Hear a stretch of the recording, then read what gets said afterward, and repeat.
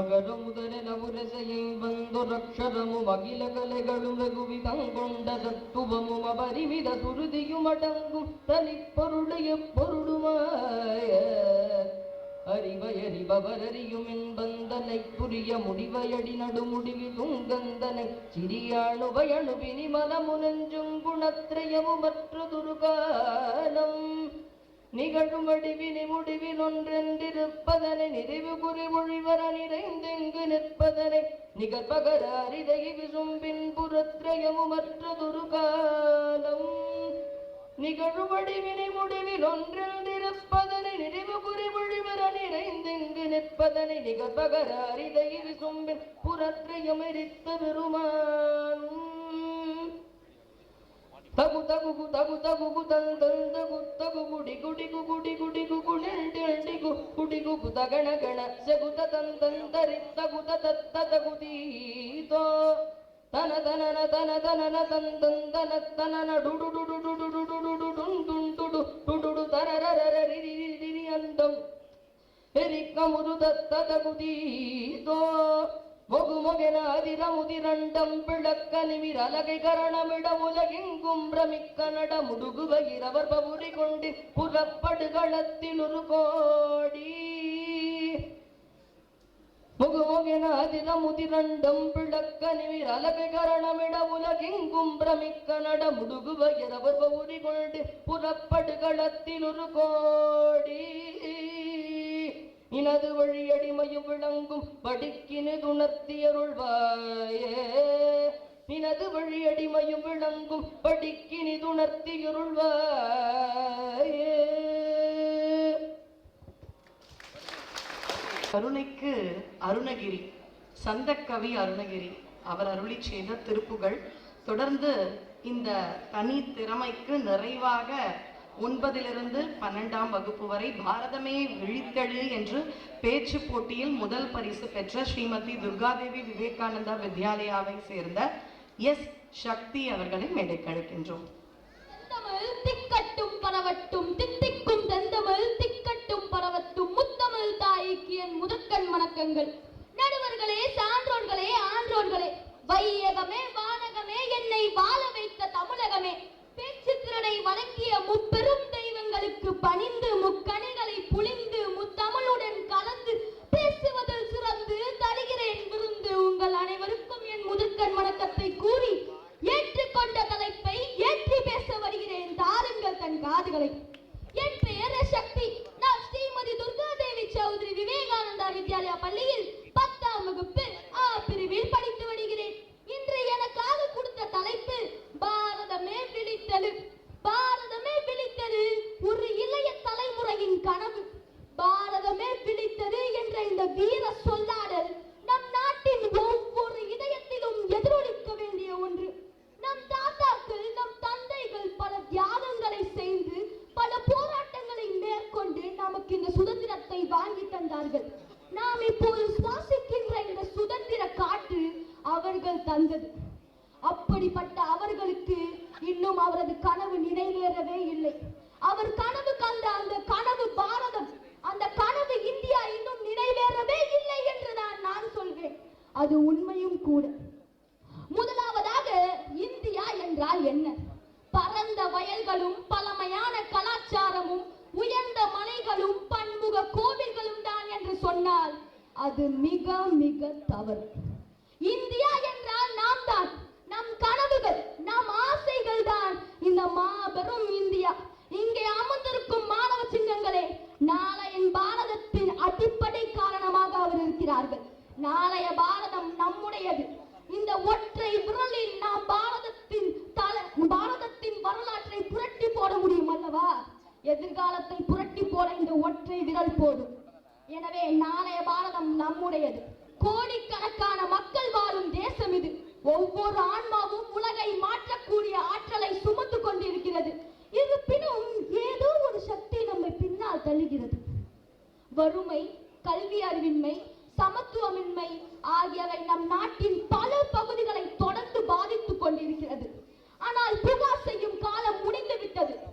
யாருக்கும் அஞ்சோம், எதற்கும் அஞ்சோம், எங்கும் அஞ்சோம், எப்போதும் அஞ்சோம் என்று முறுக்கு மீசை பாரதியார்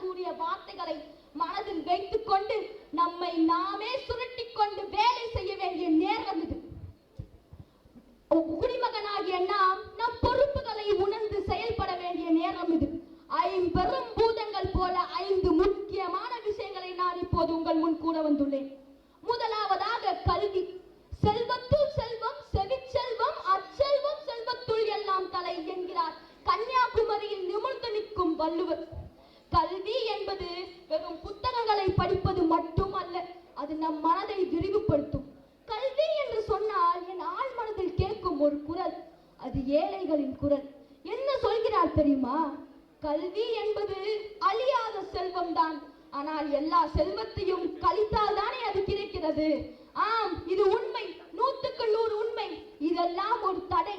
இப்போதெல்லாம் புத்தக பைகளை சுமக்க வேண்டிய கைகள் செங்கல் சூளைகளிலும் பட்டாசு தொழிற்சாலைகளிலும் சுமந்து கொண்டிருக்கிறது.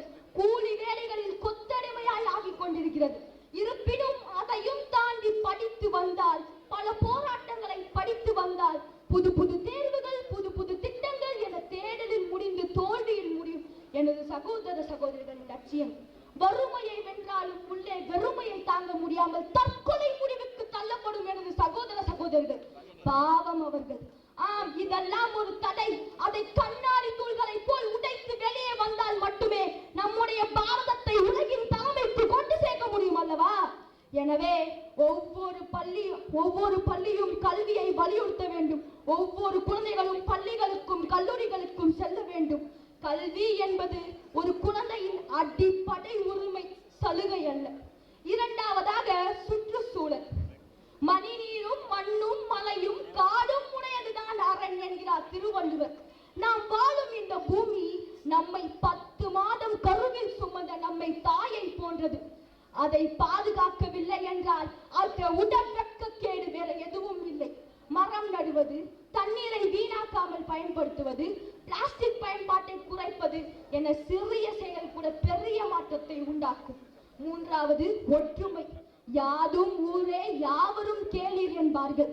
நாம் பல மொழி பல கலாச்சாரம் கொண்டவர்கள், ஆனால் அனைவரும் ஒரே இந்தியர்கள். யாருக்கும் அஞ்சாதீர், ஒரே இந்தியர்கள். சாதி மதம் இனம் மொழி பணக்காரன் ஏழை போன்ற எந்த வேறுபாடுகளும் இல்லாமல் ஒற்றுமையாக இருந்து இந்த பாரதத்தை வளர்ப்போம். எதற்கும் அஞ்சாது. இங்கே யாரும் யாருக்கும் சளைத்தவர்கள் அல்ல. நான்காவது விளையாட்டு.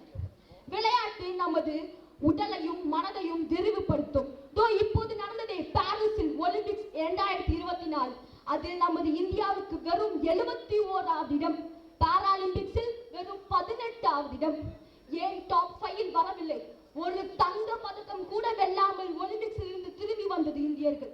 அதற்கு காரணம் என்ன? பாரதியார் கூறிய வார்த்தைகளை நான் இப்போது பதிவு செய்து கொண்டு போகிறேன். தோல்விகளுக்கும் வெற்றிகளுக்கும் சில வித்தியாசங்கள் உண்டா? கடமையில் செய்தால் வெற்றி, கடமைக்கு என்று செய்தால் தோல்வி. எவ்வளவு அழகா சொல்றாங்க பாத்தீங்களா?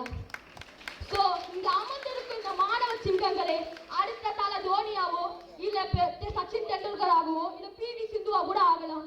எனவே அவங்களோட பெற்றோர்கள் விளையாட்டுல அவங்களுக்கு ஆர்வம் இருந்துச்சுன்னா அவங்கள அந்த வழியிலே கூட்டிட்டு போங்க, ஓகேங்களா? எனவே ஒலிம்பிக் போட்டிகளில நம்முடைய இந்தியா பெருமை அடைய வேண்டும் என்றால் நாம் விளையாட்டை ஊக்குவிக்க வேண்டும். ஐந்தாவதாக தன்னம்பிக்கை. நாம் என்னவாக ஆக வேண்டும் என்று நினைக்கிறோமோ அதாகவே நம்மால் ஆக முடியும். உன் மதிப்பை மதிப்பிட வேண்டியது நீதான், உன்னை சுற்றி இருப்பவர்கள் அல்ல. பாரதத்தை எழுப்பது என்பது ஒரு பெரிய செய்களை பற்றியதெல்லாம் கிடையாது. அது மில்லியன் கணக்கான மக்கள் எடுக்கும் சிறிய படிகளை பற்றியது. ஒரு நல்ல குடிமகனாக இருப்பது, பாதுகாப்பாக இருந்து கொள்வது, சுற்றுச்சூழலை பாதுகாப்பது போன்ற சிறிய செயல்களை பற்றியது. மலையை பார்த்து வியந்து விடாதே, மலை மீது ஏறி நின்னால் அதுவும் உன் கால் கீழ்தான். சில வெற்றிகளும் அது போலவே. நண்பர்களே, நாளைய பாரதம் உங்களது கைகளில் தான் இருக்கிறது. நாம் ஒவ்வொருவரும் ஒரு விதை. நாம் விதைத்த விதை இந்தியா என்ற மிக பெரிய பாரதமாக வளர்ந்து வரும், மிக பெரிய மரமாக வளர்ந்து வரும். வாருங்கள், நாம் பாரதத்தை உயர்வில் பறக்க விடுவோம். பாரதமே விழித்தது என்ற இந்த வீர அழைப்பை ஏற்று நமது பாரதத்தின் வளர்ச்சியில் பங்கேற்போம்.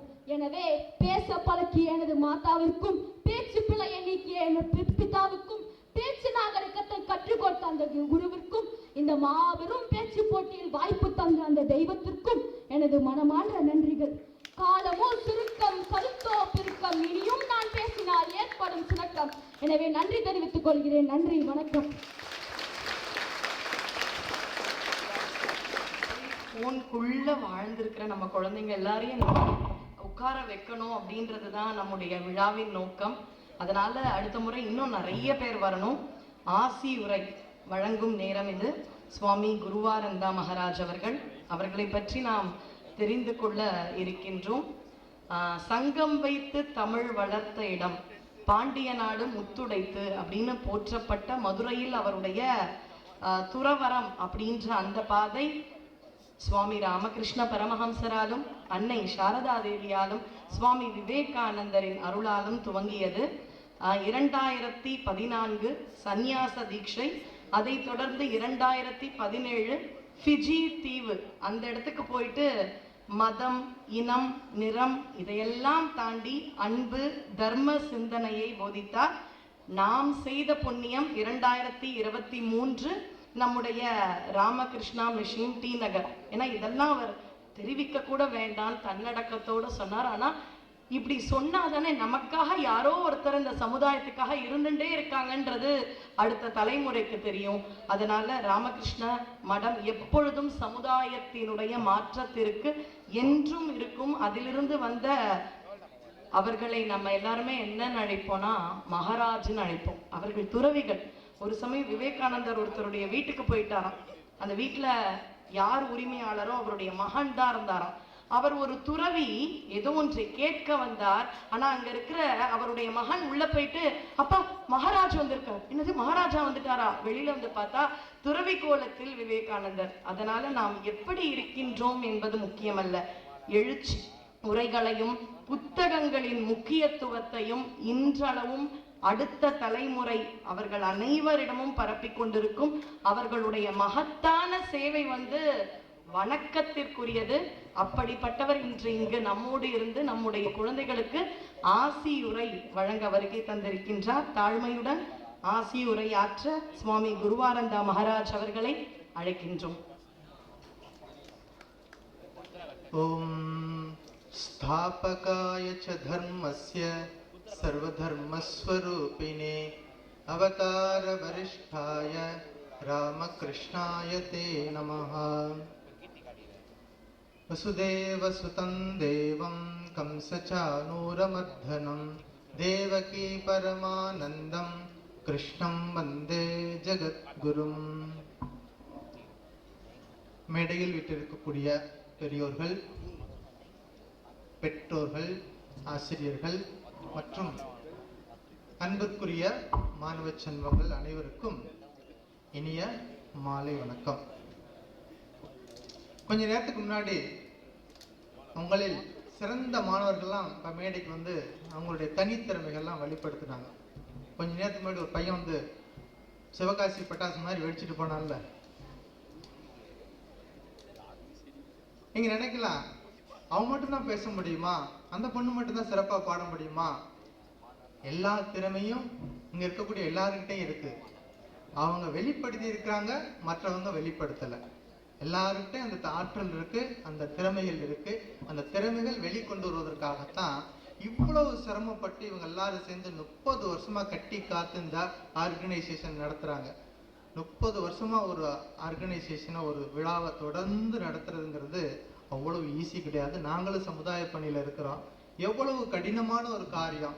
அதனால இங்க வந்திருக்கக்கூடிய பெற்றோர்கள், நீங்க எல்லாருமே உங்க குழந்தைகளையும் இன்வால்வ் பண்ணணும். அடுத்தடுத்த ஜெனரேஷனுக்கு நம்முடைய பாரம்பரியமான விஷயங்களை கொண்டு போய் சேர்க்கணும். சுவாமி விவேகானந்தர் நம்முடைய பாரத நாடு ஏன் அடிமையாச்சு அப்படிங்கிறதுக்காக ஒரு பெரிய லிஸ்ட் போடுறாரு.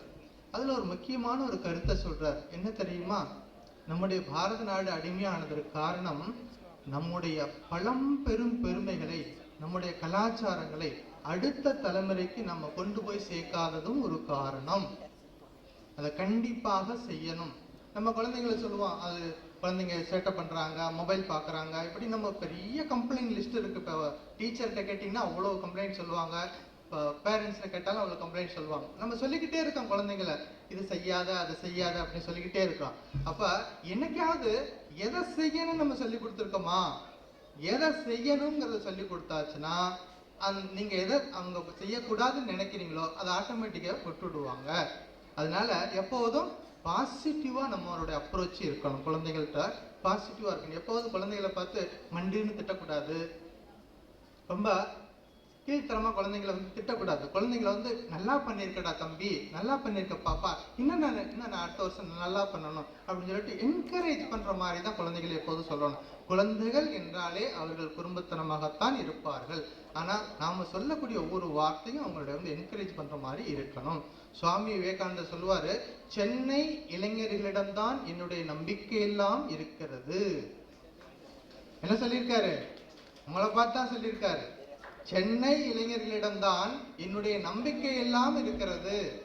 ஆனா சென்னை இளைஞர்கள் தான் அவ்வளவு கஷ்டப்பட்டு வீடு வீடா போய் தெரு தெருவா போய் பிக்ஷை எடுத்து பணம் சேகரிச்சு அவர் கப்பலுக்கு டிக்கெட் வாங்கி கொடுத்தாங்க. அந்த பெருமை இந்த சென்னைக்கு தான் சேரும். அதனால அப்படி சுவாமி விவேகானந்தருடைய பூரணமான ஆசி அருள் நிறைந்த இடம் சென்னை. சென்னை என்று அந்த காலத்துல அவர் சொன்னது சென்னை மாகாணம். சென்னை என்பது ஒட்டுமொத்த 4-5 ஸ்டேட் சேர்ந்ததுதான் சென்னை. அப்படிப்பட்ட இந்த பகுதியிலிருந்து அப்படிப்பட்ட இளைஞர்கள் வருவார்கள், பிற்காலத்தில் என்னுடைய பணியெல்லாம் செய்வார்கள் அப்படின்னு சொல்லி அவ்வளவு நம்பிக்கை வச்சு சொல்லியிருக்காரு சுவாமி விவேகானந்தர். அதனால சுவாமி விவேகானந்தரை பத்தி இப்ப கேட்கும் பொழுது கன்னத்துல கேட்க கூடாது, நேரம் நிமிந்து உட்கார பார்க்கலாம். யாருமே நேரம் நிமிந்து உட்காரல, ஸ்ட்ரைட்டா உட்காரணும். விவேகானந்தர் சொன்ன ஒரு பாட்டு பாடுவோம்.